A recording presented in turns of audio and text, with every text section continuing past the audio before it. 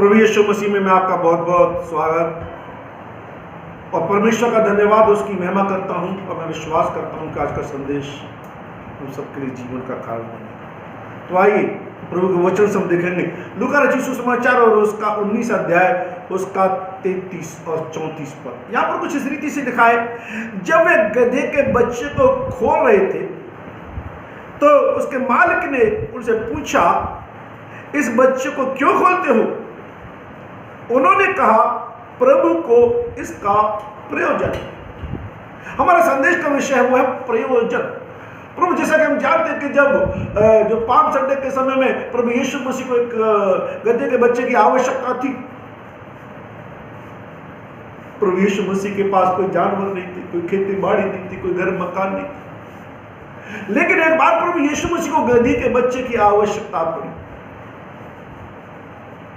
उस शहर में बड़े बड़े लोग थे जिनके पास बड़ी बड़ी सवारियां थी। चाहते तो वो राजा से ये कह सकते थे, राजा मेरे लिए घोड़े को भिजवा दो, हाथी को भिजवा दो, लेकिन मुझे नहीं लगता है कि वो राजा शायद यीशु मसीह की इस बात को पूरा करता।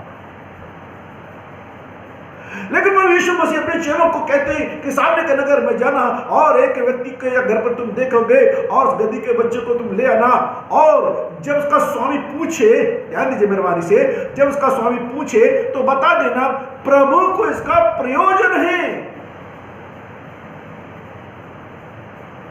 प्रिय, आपकी मेरी दृष्टि में एक गधा एक बड़ी साधारण सी या कोई हमारे प्रयोजन की चीज नहीं हो सकती है, लेकिन प्रभु के प्रयोजन की चीज बन गई वो समय।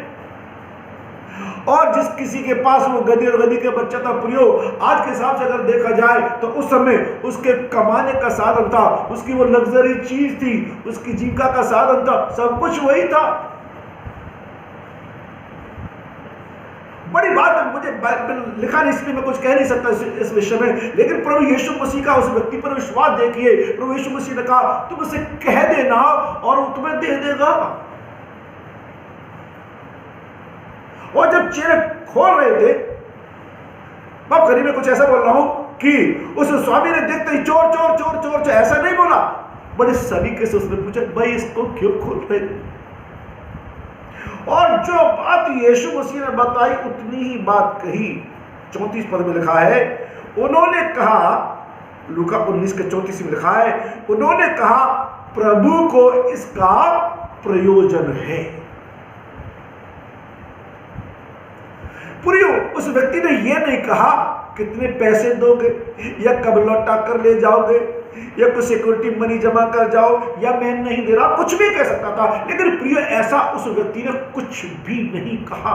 परंतु मरकुस उसके 11:3 में लिखा है, और वो उसे शीघ्र भेज देगा। और उस व्यक्ति ने कहा, ले जाओ, अगर यीशु मसीह को इसकी आवश्यकता पड़ी है, अगर यीशु मसीह को इसका प्रयोजन है, तो आज मैं अपने काम पर भी नहीं जाऊंगा, आज मैं जीविका कमाने भी नहीं जाऊंगा, यदि यीशु मसीह को इसका प्रयोजन है, ले जाओ। मैं बहुत थोड़े शब्दों में एक बहुत बड़ी बात आपको बताना चाहता हूं कि आज यीशु मसीह को गधी की आवश्यकता नहीं, यीशु मसीह को आपकी आवश्यकता है। आपके जीवन में, आपके परिवार में बहुत कुछ है जिसे आप कहते हैं प्रभु का दिया हुआ है, लेकिन जब उस प्रभु को उसकी आवश्यकता पड़ जाए, प्रियो, ये मत कहना प्रभु कल ले लो तो कैसा रहे, आज तो मुझे इसकी आवश्यकता है, प्रभु जल्दी वापस कर देना। अरे आप धन्य हो जाओगे, आप और आपकी कोई वस्तु, आपके परिवार का सदस्य प्रभु के काम आ जाए। लूका रचित सुसमाचार में जगह लिखा है, जिस किसी ने कोई भी हो, जिस किसी ने मेरे लिए अपने लड़के वालों को, अपनी खेती को और बहुत कुछ अगर छोड़ रखा है, उससे 100 गुना मिलेगा और परमेश्वर के राज्य का वारिस होगा।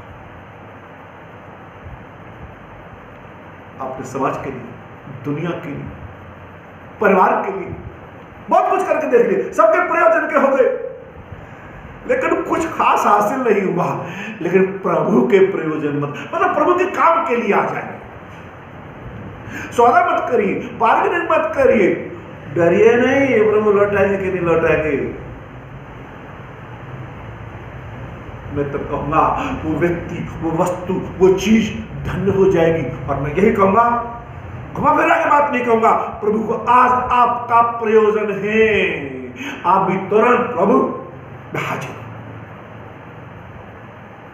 मुझे नहीं पता प्रभु आपको कैसे इस्तेमाल करेंगे, मुझे नहीं पता प्रभु आपको किस रीति से इस्तेमाल करेंगे, मुझे जानने की आवश्यकता नहीं, मुझे भी नहीं, आपको भी जानने की आवश्यकता नहीं होनी चाहिए। बस प्रभु आप अपने लिए इस्तेमाल कर लीजिए। तो गधी का बच्चा धन्य हो गया था जिस पर यीशु मसीह ने सवारी की थी, क्योंकि लोग जो कपड़े डाल लेते, खजूर की डालियां डाल रहे थे, उन पर यीशु मसीह नहीं, परंतु वो गधी का बच्चा चल रहा था। आप भी धन्य हो जाएंगे जब यीशु मसीह के प्रयोजन के हो जाएंगे। तब दे दीजिए अपने आप को प्रभु को। प्रभु का अनुग्रह पर बहुत